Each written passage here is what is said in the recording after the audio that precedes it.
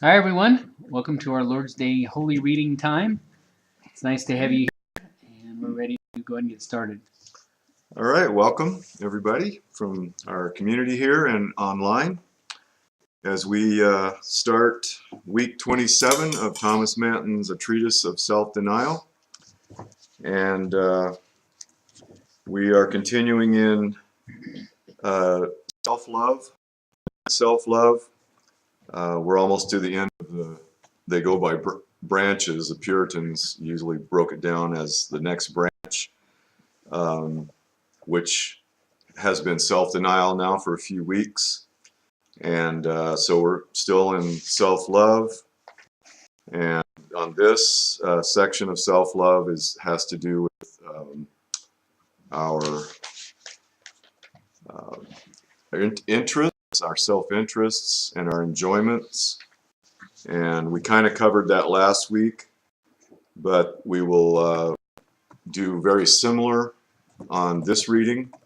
There's repetition, but as we know with the Lord, that's not a reason to take it for granted or think that, oh, I've heard all this before, because the Lord can open our eyes in deeper ways and show us things that we haven't realized before. So as we continue on, let's see. At the end of last week, I closed with the section where he talks about great trial of our esteem and love to God when duty and interest are utterly severed, where it's extreme, it's stark, where in a scenario where you either claim the Lord as your all in all, or you take mammon, the world, and disown the Lord.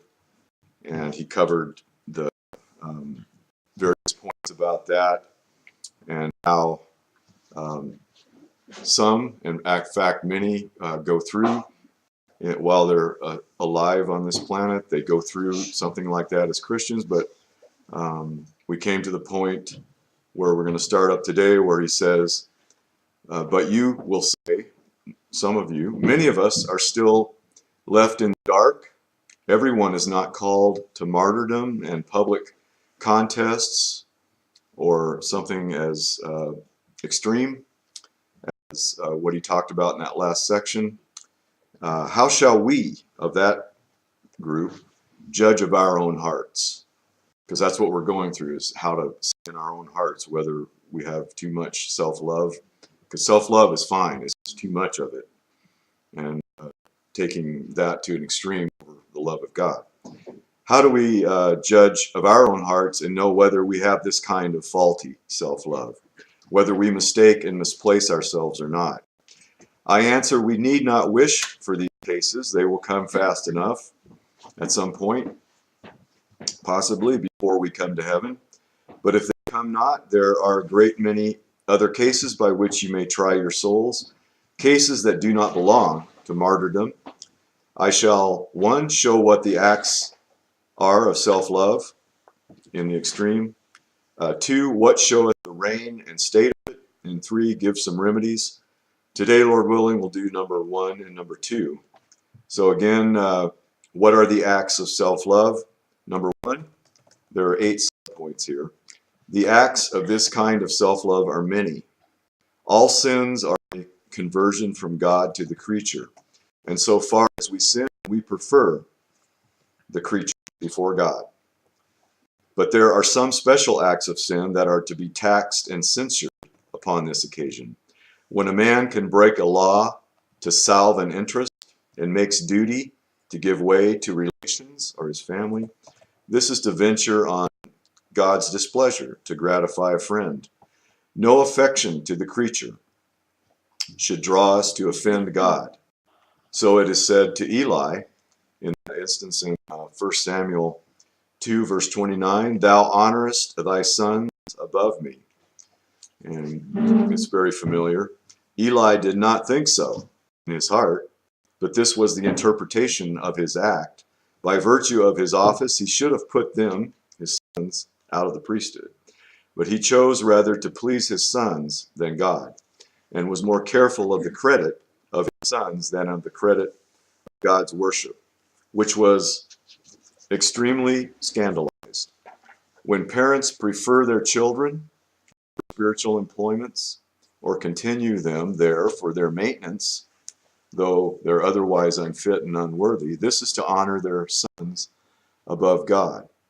So again, God is to have the highest honor and respect. Number 2, when we can part. So this is our, how we identify extreme self-love. When we can part with spiritual prerogatives for a more free enjoyment of our carnal pleasures. When we make pleasures to be the business of our lives and are carried out with great affection thereunto, but are cold and careless in the service of God, this is to love them more than God. 2 Timothy 3:4, which is one that we covered last week. Traitors, heady, high-minded, again, lovers of pleasures more than lovers of God. It is a sin, the sin he just mentioned, is not to be stroked with a gentle censure. It's not to be taken lightly. There is much of profaneness shown when duty and pleasure come in competition at all, and we cannot find any contentment in communion with God, but can part with that to gratify the senses.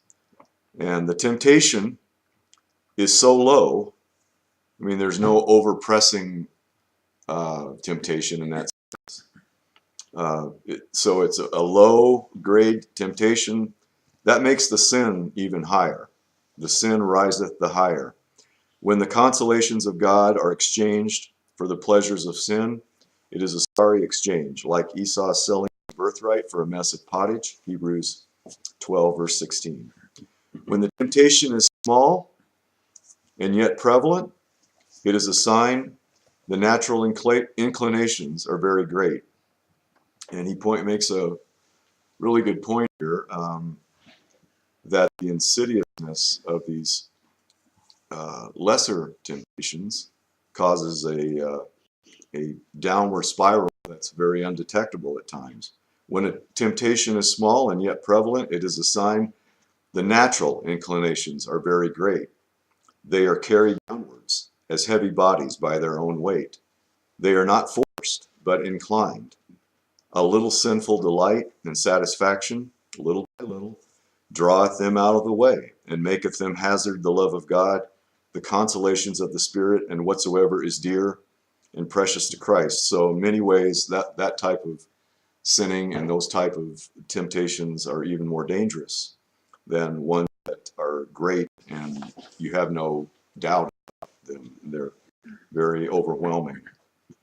Now this is aggravated when men, upon serious debates and strugglings of conscience, even after all that, they still do not do what is best, but what is sweetest, what they want to do. It is a very shrewd symptom of this evil. For resolution or debate, the fact that you've gone through your mind in resolving or debating and still pick the wrong side, it is a very shrewd symptom of this evil because it implies something of choice and full consent. Not only a doing of evil, but a preferring it. Subpoint 3, kind of related. There's different shades here. When men have an actual conviction upon them and out of carnal reasons think of delays on purpose, or it comes natural to them. Matthew 22, verse 5, they made light of it and went their ways, one to his farm, another to his merchandise, etc., and so on. And also refers to Luke 14, verse 18, which I marked to read a little bit more than that. Where is that?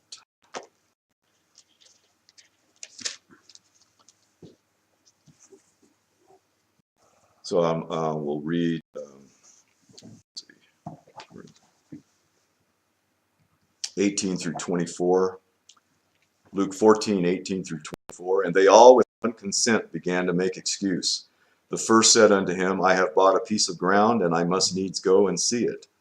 I pray thee have me excused. And another said, I have bought 5 yoke of oxen, and I go to prove them. I pray thee have me excused. And another said, I have married a wife, and therefore I cannot come. So that servant came and showed his lord these things. Then the master of the house, being angry, said to his servant, Go out quickly into the streets and lanes of the city, and bring in hither the poor, and the maimed, and the halt, and the blind. And the servant said, Lord, it is done as thou hast commanded, and yet there is room. And the Lord said unto the servant, Go out into the highways and hedges, and compel them to come in, that my house may be filled. For I say unto you that none of those men which were bidden shall taste of my supper. So there's the danger for real right there. Christ calleth not only from sin, but from the world. They do not send a denial, but an excuse. Some neglect, others oppose. They do not kill the preachers. I thought that was pretty funny, actually. They do not kill the preachers, yet they prefer these paltry matters before the king's grace tendered to them. When their hearts are affixed on worldly affairs, they will not leave them for heavenly offers. And over great care for the business of the world worketh a neglect of God. And when he instances scripture here, Hebrews 2, verse 3, it hit me in a different way, at thinking about neglect. How shall we escape if we neglect so great a salvation? So it's kind of like little by little neglecting. How shall we escape if we neglect so great a salvation?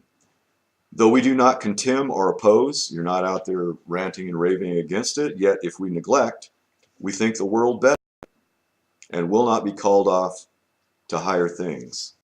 Hebrews 2, verse 3.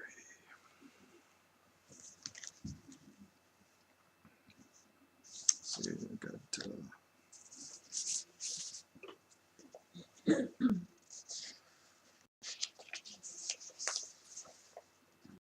and I had a reading here by Alexander MacLaren, who lived from 1826 to 1910, Scottish-English nonconformist minister, on Hebrews, that scripture,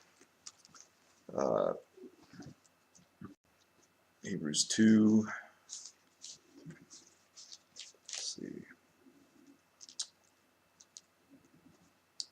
and I read verses 1, 2, and 3. Therefore we ought to give the more earnest heed to the things which we have heard, lest at any time we should let them slip or run out as leaking vessels. And so it's tied together with neglect here, which is good. For if the word spoken by angels was steadfast, and every transgression and disobedience received just recompense of reward, how shall we escape if we neglect so great salvation, which at the first began to be spoken by the Lord, and was confirmed to us by them that heard him? So Alexander MacLaren starts off with just talking about drifting from Hebrews 2:1. Just read a little bit of it. Hebrews 2:1, let them slip. That conveys a vivid picture of a man holding some treasure with limp fingers and allowing it to drop from his frivolous grasp. But striking as that picture is, the one which is really expressed by the original word is more striking still. The Revised Version correctly renders, instead of we should let them slip, as we drift away from them. And that is the real meaning. Drifting is the thing to be afraid of, just as some boat not made fast to the bank certainly glides downstream so quietly and with so little friction that her passengers do not know that they are moving until they come up on deck and see new fields around them. So the quote, things which we have heard, unquote, and to which we ought to be moored and anchored to, we shall drift away from, and in 9 cases out of 10 shall not feel that we are moving till we are aroused by hearing the noise of the whirlpools and the falls close ahead of us, and look around and see a strange country. For we ought to give the more earnest heed to the things which we have heard, lest haply we should drift away from them. And so there's some good points made here. So my text suggests first our danger. We are in danger of drifting, and this applies to all of us. You know, you think about this from time to time. We are in danger of drifting unconsciously from the anchorage of our faith, namely the great words which we have heard. The currents that are brought to bear upon us run as strong as do any that are marked on charts and are the terror of sailors, and they need as careful steering and as great engine power to resist them.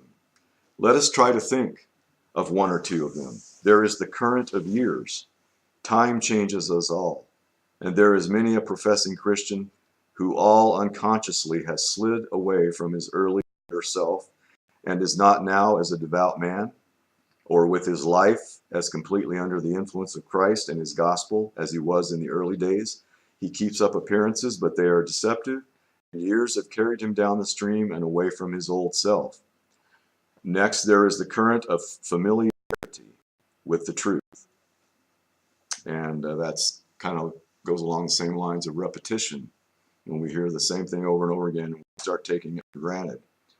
There is the current of familiarity with the truth. It is a sad illustration, and this is the truth, of the weakness of human nature, that we all tend to think that the familiar is commonplace.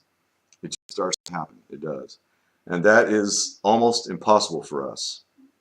And that it is almost impossible for us without a very specific and continuous effort to keep up as fresh and deep an interest in a truth that we have believed all our days, or a long, long time, as in one that comes to us with the attraction of novelty. That's why people often seek for novelty.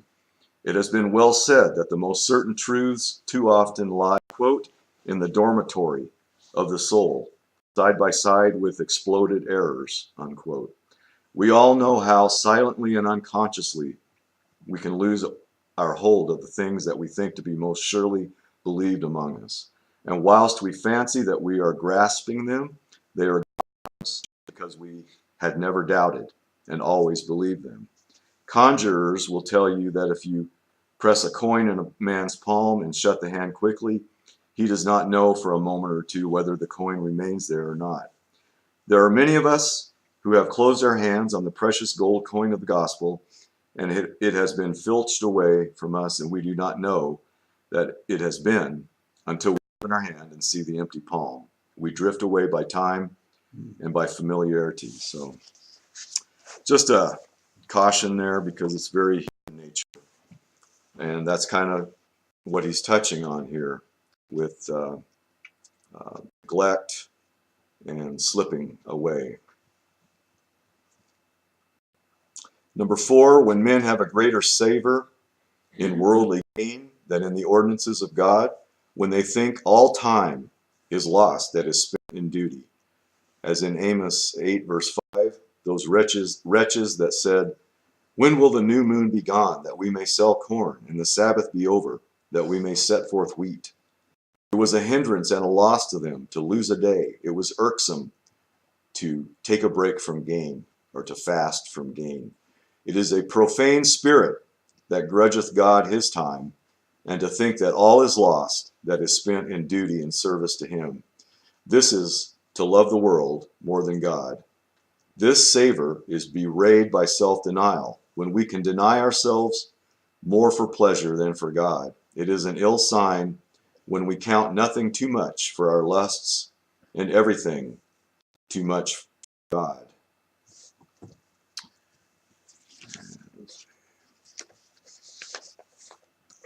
And we got some comments about it from a man named John Trapp.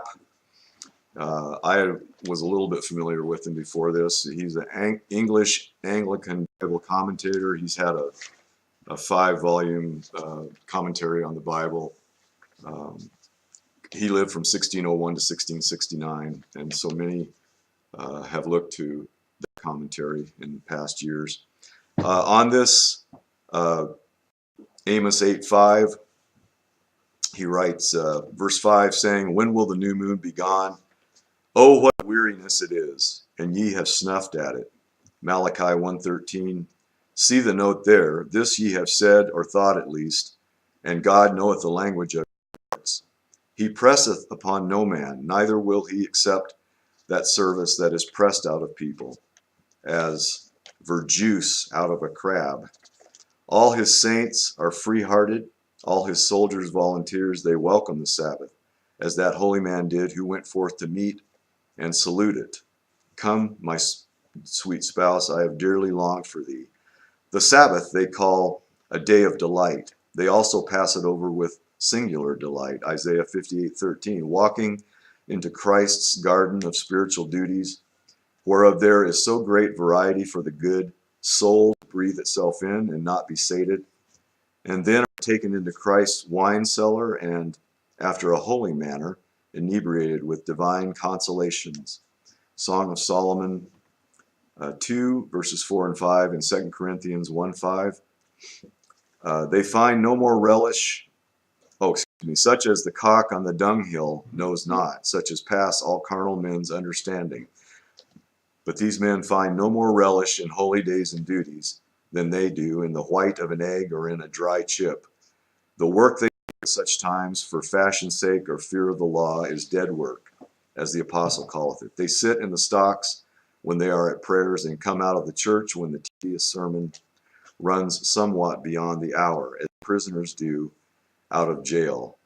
They cannot tell how to wear out the Sabbath, which therefore they wish over, and constantly violate either by corporal labor, or else, which is as bad or worse, by spiritual idleness.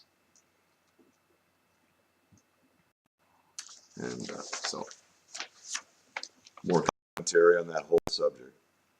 When we spend whole days in the world, Psalm 127 verse 2, or in pleasure, counting it a pleasure to riot in the daytime.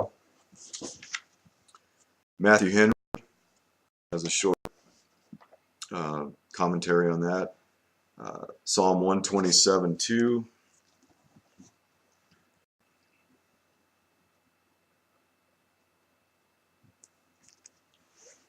It is vain for you to rise up early, to sit up late, to eat the bread of sorrows, for so he giveth his beloved sleep. Matthew Henry on Psalm 127 2, the enriching of a family. This is a work of time and thought that cannot be effected without the favor of providence, any more than that which is the product of one happy turn. It is vain for you to rise up early and sit up late, and so to deny yourselves your bodily refreshments in the eager pursuit of the wealth of the world. Usually those that rise early do not care for sitting up late, nor can those that sit up late easily persuade themselves to rise early. But there are some so hot upon that they will do both, will rob their sleep to pay their cares, and they have as little comfort in their meals as in their rest. They eat the bread of sorrows. It is part of our sentence that we eat our bread in the sweat of our face. But those go further. All their days they eat in darkness. Ecclesiastes 5:17. They are continually full of care, which embitters their comforts and makes their lives a burden to them. All this is to get money, and all in vain except God prosper them. For riches are not always to men of understanding. Ecclesiastes 9:11. Those that love God and are beloved of him have their minds easy and live very comfortably without this ado. Solomon was called Jedediah, beloved of the Lord, 2 Samuel 12, verse 25. To him the kingdom was promised, and then it was in vain for Absalom to rise up early, to wheedle the people, and for Adonijah to make such a stir, and to say, I will be king. Solomon sits still, and being beloved of the Lord, to him he gives sleep and the kingdom too. Note number 1, inordinate excessive care about the things of this world is a vain and fruitless thing. We weary ourselves for vanity if we have it, and often weary ourselves in vain for it. Bodily sleep is God's gift to his beloved. We owe it to his goodness that our sleep is safe. 4:8, that it is sweet, and God gives us sleep as he gives it to his beloved, when with it he gives us grace to lie down in his fear, our souls returning to him and reposing in him as our rest. And when we awake to be still with him and to use the refreshment we have by sleep in his service, he gives his beloved sleep, that is quietness and contentment of mind and comfortable enjoyment of what is present and a comfortable expectation of what is to come, whatever it is. Our care must be to keep ourselves in the love of God, and then we may be easy whether we have little or much in this world. So, 2 Peter 2:13, talking about it is a pleasure to riot in the daytime. In effect and necessary interpretation, this is to, quote, love pleasure more than God, unquote. When we cut God short of his necessary allowance and do not keep the soul healthy and are loath, when you're loath to redeem time for ordinances and can spend it freely and without remorse in pleasures, and this is our joy and rejoicing, when men can rack their brains and waste their strength in worldly business, yet will not take pains in a godly life, it shows that the world, not God, is uppermost in the heart. Subpoint 5, when for the favor and countenance of men and our ambition to attain them. So again, a kind of a different shade of everything here.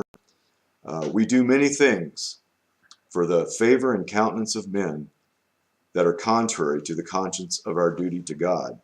If that's the case, it is an ill sign when men cannot satisfy themselves in the approbation of Christ, in Christ's approval. He should be God should be instead of all. It were a great folly in a race to make the people judges and neglect the actual judge of the race. It is no matter what standers-by say, so the judge of the race do approve. Yet thus too many do. They are convinced of the excellency of the ways of God, yet dare not profess them, lest they should, quote, lose the praise of men. John 12:42 and 43.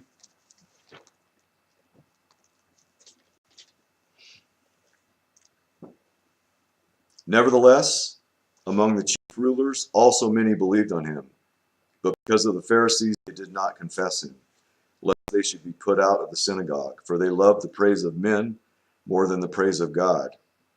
Jesus cried, stopping there. For they loved the praise of men more than the praise of God.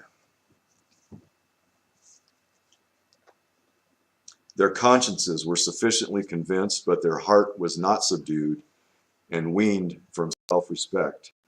In all controverted cases, thus it falls out. Men are hardened, not so much for lack of light as lack of love to God. They will not veil to the truth. They will not, how was that put?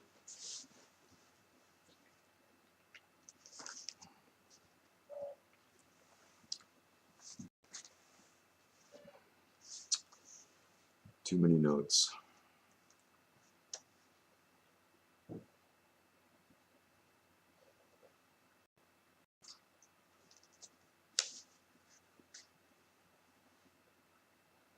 I lost that one. I don't know.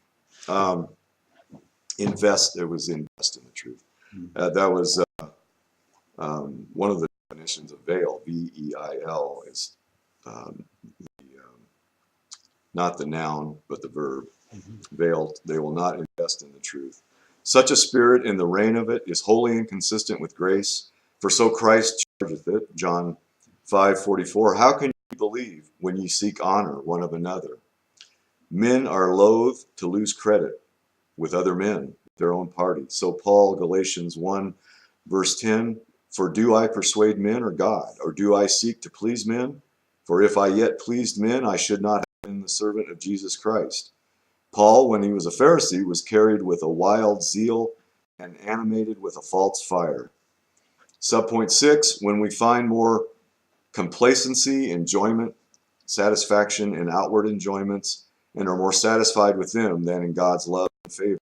When men cannot find any sweetness in communion with God, but are wonderfully drawn out in fleshly delights, This is contrary to the disposition of God's people. Psalm 84 verse 10, one day in thy courts is better than 1,000 elsewhere. Oh, that is a day of 1,000 that is spent in free access to God in his ordinances. Wherever there is a new heart, it must have new desires and new delights. But carnal men, like swine, find more pleasure in swill than in better food. It is irksome to carnal men to converse with God in duties. They find no more pleasure in it than in the white of an egg again. As those in Malachi 1 verse 13 that brought the sick lamb and the lame, yet they did count it a great burden. And they said, what a weariness is it?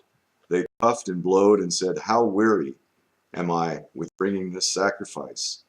This is an ill note, and doth in effect proclaim that the life of pleasures is more excellent and satisfying than that which is spent in the exercises of religion. Point 7, it argueth a spice of this carnal self-love when men envy them that have outward increase, another shade of the whole subject, as if they had the better portion, carnal men with carnal wealth. This is an evil with which the children of God may be surprised when Satan is at their elbows.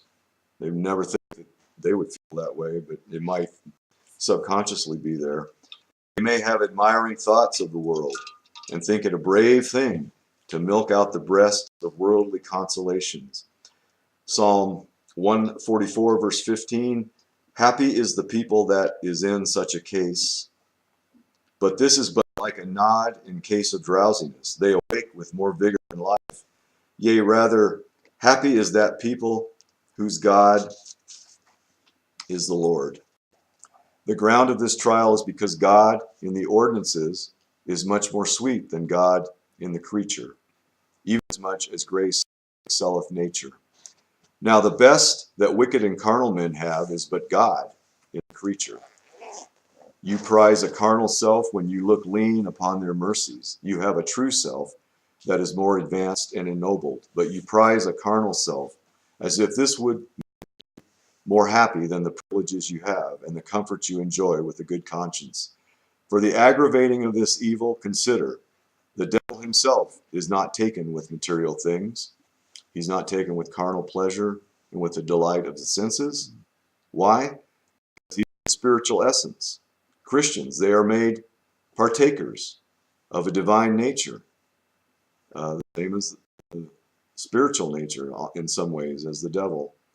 So therefore, when carnal men increase in wealth or grow fat and flourish in outward pleasure, we should not envy them. They should not have that natural inclination to envy that anymore. The people of God have always disclaimed this evil, as the psalmist doth in Psalm 6 verse 7, thou hast put more gladness into my heart than when corn and oil and wine increased. If they grow fat upon common mercies, should I wax lean upon spiritual mercies? So Psalm 17 verse 15, quote, as for me, I will behold thy face in righteousness. I shall be satisfied when I awake with thy likeness, unquote. Those that bear all before them with violence, they may be filled with treasures, they may provide for their babes, but I envy them not their portion. I have a better self that is provided for. Quote, when I awake, I shall be satisfied with thy image and likeness. 8, when men are more troubled, and this was touched on last week, so it's repetition again, but we need it. When men are more troubled for worldly losses than they are for sins against God, this is also to love the creature more than God. All affection follows love, and so does grief. And therefore it is notable in John 11 verse 35, it is said, Jesus wept. And then it followed, they said, behold, how he loved him. The greatness of our grief will also bewray the greatness of our love. Therefore, when we grieve more for worldly losses than for sins, this is an act of self-love. He expounds on that a little here, but I confess in the crosses of this world say something major like your house burns down. There may be a greater commotion in such a loss, but overall there should not be a more solid grief than when you grieve God. A Christian sorrow, this is a great point, a Christian sorrow is consecrated. It is water for the uses of the sanctuary. We should not lavish out our tears, but reserve them. Consecrated is separated from a common to a sacred use, devoted or dedicated to the service and worship of God. So even in sorrow, that can be used as a positive for God's glory. A Christian sorrow is consecrated. It is water for the uses of the sanctuary. We should not lavish out our tears, but reserve them. Men may spend their affections on carnal matters, and then, when they should mourn for sin, they have no tenderness left. Most of our grief should be for the affront we put upon God's grace. Most of our grief should be for the affront we put upon God's grace. It is an argument men love the creature more than God when they can grieve more for a temporal loss than for the departure of God. And then point 2, overall, out of the 3, it's very short. So it's the state of it. Then for the state of it. Most of the marks already given that we just went over are convincing. Yet you must know a man is not tried by what he doth in a temptation in all these things, but a man is to be measured by the constant course of his life. When man maketh pleasures and earthly advantages to be the scope, the all-encompassing part of his life, rather than God's service, and letteth go all care of heaven, and constantly consults with flesh and blood, and is ruled and guided by the love of the creature and respect to his own interest, rather than the love of God, this argues the state. Many a man, in fact, and by the interpretation of his action, may be said to love the creature more than God, and that's often true. But the bottom line is the state is to be measured by the esteem and solid constitution of the soul. When men's bent, when the overall life is towards the carnal life, and they are prejudiced against the strict part of religion, and have neither hope nor desire nor estimation for Christ as the pearl of greatest price. And therefore, whenever they are put to the trial, they fall off from Christ to the, quote, present world, unquote, 2 Timothy 4, verse 10, which is the verse about Demas leaving Paul for the world. They seek to provide for their safety and profit rather than peace of conscience, and never, or if so, it just in a slight manner, look after their true self. And I may add, are not grieved for the that's the worst part right there, and are not grieved for the failings in act. This showeth it is an habituated disposition. Self is in the throne and not God. So we'll stop there today and pick up with point number 3 next week, Lord willing, which will be the remedies, and there are several. So pray that you can be with us next week. Hope this has helped today. Amen. And thank the Lord. And yes, we're glad you could be here and go in God's truth. And Lord willing, we'll talk to you again soon.